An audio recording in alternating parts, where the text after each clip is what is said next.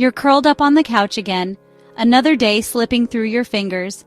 The to-do list glares accusingly from the counter.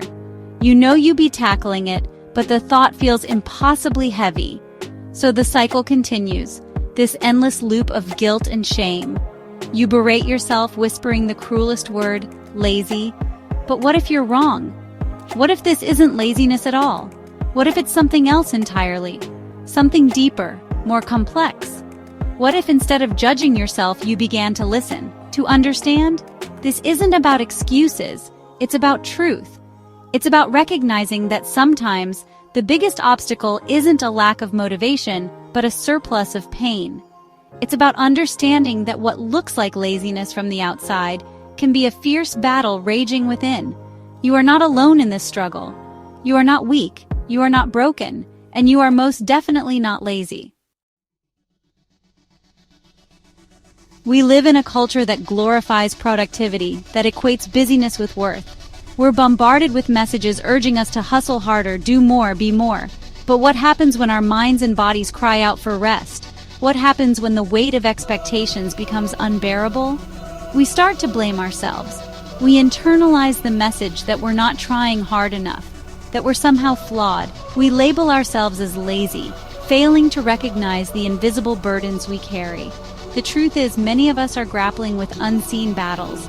Anxiety that strangles our motivation, depression that steals our energy, trauma that keeps us tethered to the past.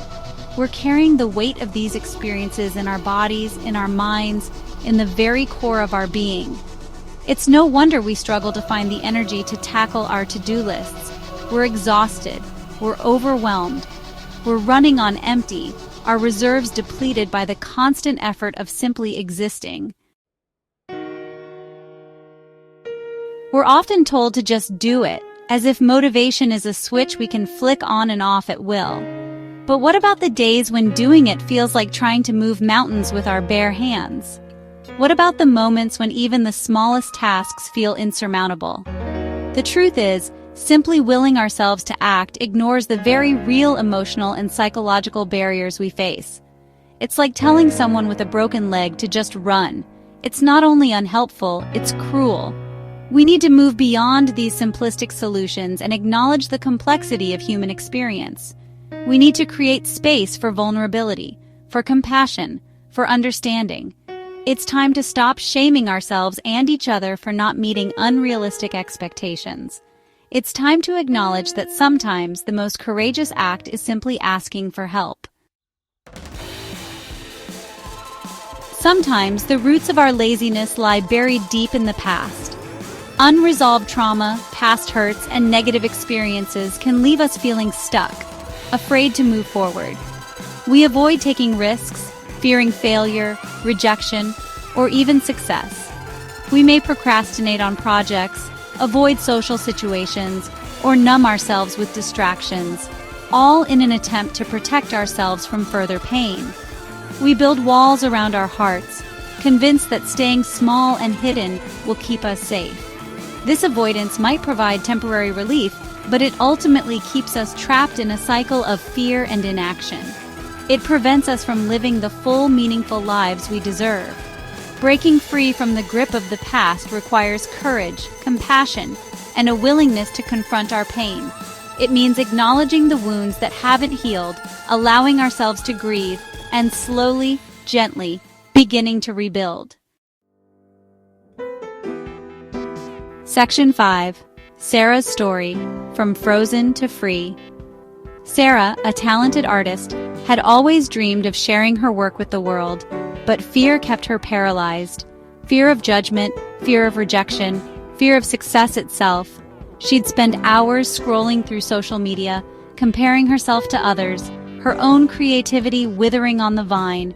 She labeled herself as lazy, berating herself for her lack of motivation, but deep down, she knew it was more than that. The thought of putting her heart and soul on display, only to be met with criticism or indifference, was simply too terrifying. It wasn't until Sarah began therapy that she started to understand the root of her inaction. Years of bullying in her youth had left her feeling unworthy, her voice silenced before it even had a chance to be heard. She'd learned to protect herself by staying small, invisible. Through therapy, Sarah began to heal the wounds of her past. She learned to challenge the negative self-talk that kept her trapped. She started to believe in her own worth, to find her voice again. It was a slow, often painful process, but gradually Sarah began to bloom. She started sharing her art online, tentatively at first, then with growing confidence. She discovered a community of support and encouragement, her fear slowly giving way to joy. Sarah's story is a powerful reminder that what we often label as laziness can be a manifestation of deeper emotional wounds. It's a testament to the power of vulnerability, self-compassion, and the courage to heal. Section 6. The lies we tell ourselves about laziness. We often perpetuate harmful myths about laziness, believing that it's a character flaw, a sign of weakness, a choice we make. These myths keep us stuck in a cycle of self-judgment and shame, preventing us from understanding the true nature of our struggles. Here are some of the lies we tell ourselves about laziness. If I really wanted it, I'd be doing it. This ignores the very real impact of mental health, trauma, and emotional burnout on our motivation and energy levels. I'm just lazy and undisciplined. This discounts the possibility that we might be approaching our goals in a way that doesn't work for us, or that we might be carrying unseen burdens. There's something wrong with me. This reinforces feelings of shame and inadequacy, preventing us from seeking help or support. It's time to challenge these harmful narratives and replace them with truth and compassion. Section 7. Burnout, the body's plea for rest. In our fast-paced, always-on society, burnout has become a pervasive problem. We push ourselves relentlessly, ignoring our body's signals for rest and rejuvenation. We wear our exhaustion like a badge of honor, believing that productivity equals worth. But burnout is not a badge of honor. It's a state of emotional, physical, and mental exhaustion caused by prolonged exposure to stress. It leaves us feeling depleted, cynical, and emotionally numb. Recognizing the signs of burnout is crucial.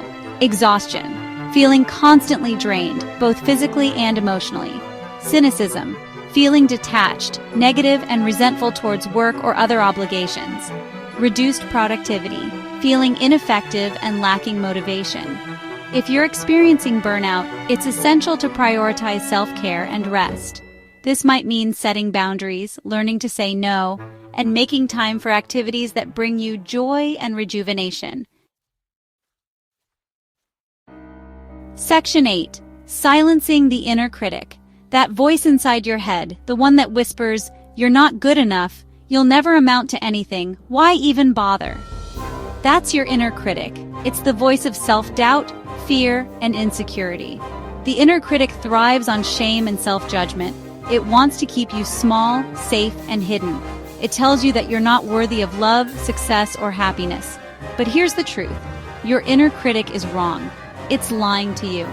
Silencing the inner critic takes time and practice. It requires developing self-compassion, challenging negative self-talk, and replacing limiting beliefs with positive affirmations. Section 9. Small steps, big changes. Overcoming the feeling of being lazy doesn't require monumental efforts. It's about taking small, consistent steps towards change. It's about showing up for yourself, even when it feels hard. Here are a few practical tools to get you started. Rename your feelings. Instead of lazy, try overwhelmed, exhausted, or discouraged. This shift in language can help you approach your struggles with more compassion. Set realistic goals. Start small. Break down overwhelming tasks into manageable steps. Celebrate your progress along the way. Create a safety net. Surround yourself with supportive people who believe in you. Seek professional help if needed. Rewire your narrative, challenge negative self-talk. Focus on your strengths and accomplishments. Celebrate your wins no matter how small. Remember, change takes time.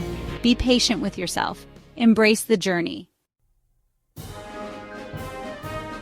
Section 10. Embrace your strength. You are not defined by your struggles. You are not your laziness.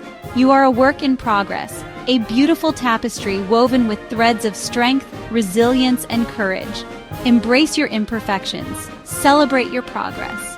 Remember that asking for help is not a sign of weakness, but a testament to your strength. You are capable of amazing things. Believe it. And never, ever stop believing in yourself.